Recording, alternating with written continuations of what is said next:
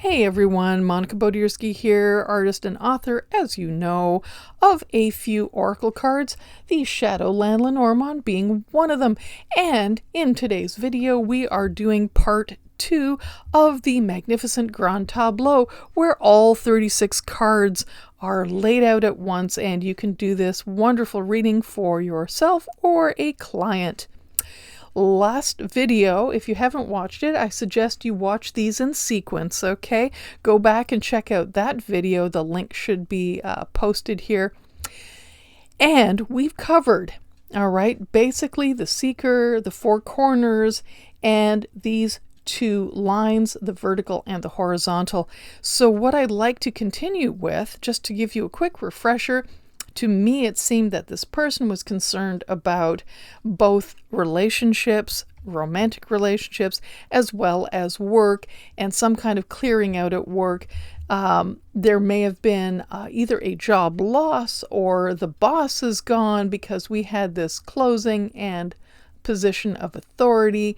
This could be your seeker or an authority figure within that particular job. And we went along here with an impasse, social networking, loyalty, message, generally good message, and then bam, something ended very quickly. So we also looked at the vertical and we talked about what's happening here. Some kind of gossip, maybe wanting to move, and this man, which makes sense if we're talking about romance and work. Who knows, could be an office romance. So where would I go after that? Well, you can do several things. Everyone has their own style. You can start to look at lines below, horizontally, above, horizontally, vertical lines right next to the woman on either side and all the way along. Yeah, as I mentioned, this can take at least an hour. You can also start to read diagonally. A lot of people read the diagonal lines as well. What I didn't mention last time was, or we didn't take a look at the bottom line of this whole reading, which I know some people like to read the last page of the mystery, right? If you do, you can. Let me move these cards up. Because if you think this will help give you context to figure out this whole mystery, remember I mentioned it's like sleuthing, and you need to leave a certain amount of flexibility in all the lines you read. It's not an exact science, so that when the narrative starts to build, things will reinforce one another and start to make more and more sense. They're all connected. So your bottom line here is the crossroads, the sun, the mice, and the child. Wow. That's interesting. So apart from me saying the cornerstones may involve romance as well as your career, the bottom line is having to make a decision, kind of stuck in the middle here at the crossroads, and then figuring out something really sunny or joyous or something happy coming your way, but also these little worries and concerns. Okay, and then we have the child card, which can be an actual child, or it can be about you either feeling childish in its negative form or childlike. So I often read this not just as a summary, but as advice. So I would say if you're feeling stuck, clearly the decision here is difficult, you need to think about what really makes you joyous and happy and be honest about that, and be honest about the little things that just keep chewing you up. Do you keep having doubts about this person in your life and they just keep nagging at you and you can't even quite put your finger on it, but there's just this, those feelings, the little things. If that's important to you, no judgment, right? It could be the opposite. It could be everything's sunny and great with the relationship, but work just keeps having things that build up and you just got to get the heck out of there, okay? So again, this is sort of vague, but will come into complete focus, I mean it, when you start reading all the things, okay? And that child, how you can distinguish between having a positive outlook as children do and not so cynical as opposed to maybe want to have a baby. those things will also come out. But keep that bottom line in mind, because by the time you're finished, even if you did cheat and go ahead a little bit, by the time you're done, it will all make sense.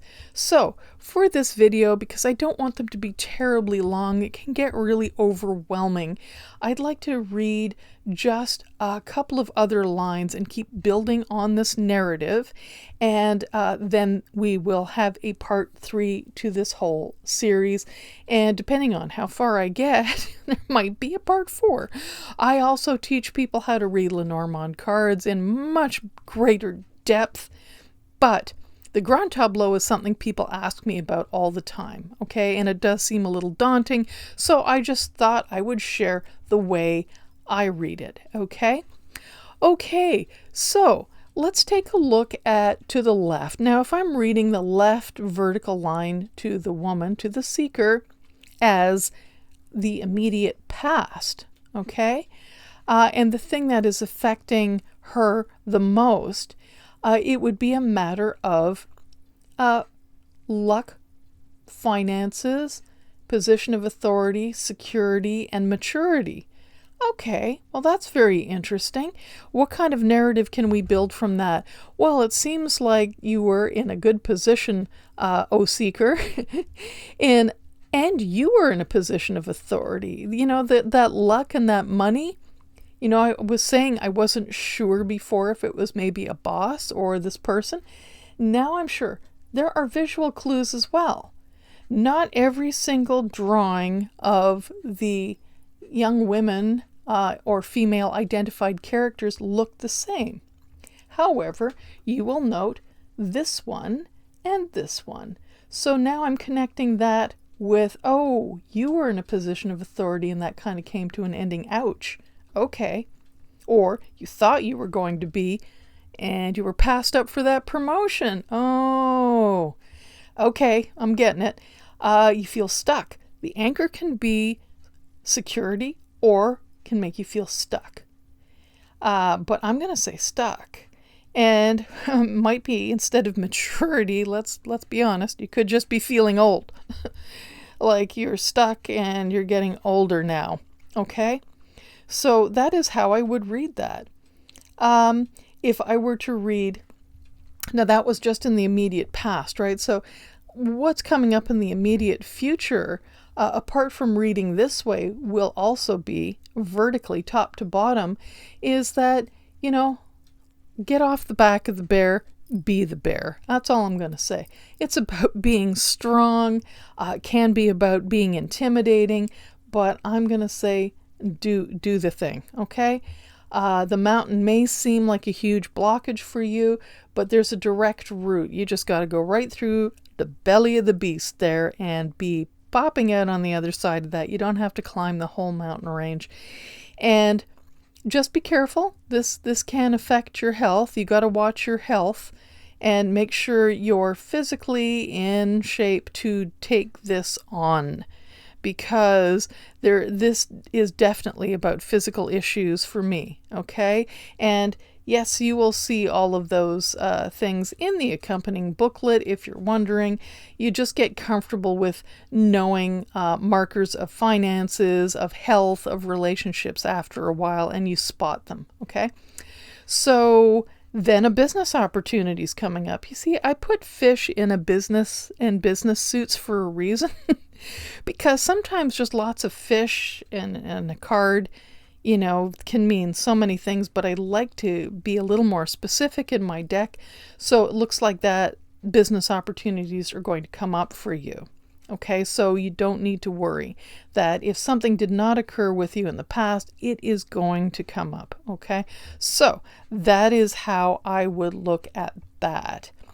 And you can spot each card individually. Like I just read those 2 rows, and last video I read a vertical and horizontal row.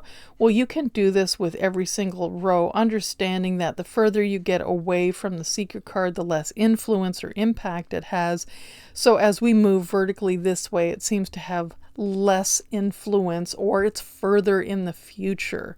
And we can change our future. We have free will and destiny. It just takes you distinguishing clearly between the things that you can control and the things that you really can't, even though you wish you could. Takes a little self-awareness there, okay? So let's try one more line, all right? Let's see. Okay, we're building a narrative. Let's take a look at the next vertical line in the future, because when we're talking about future, we're not just being predictive, we're also suggesting, okay?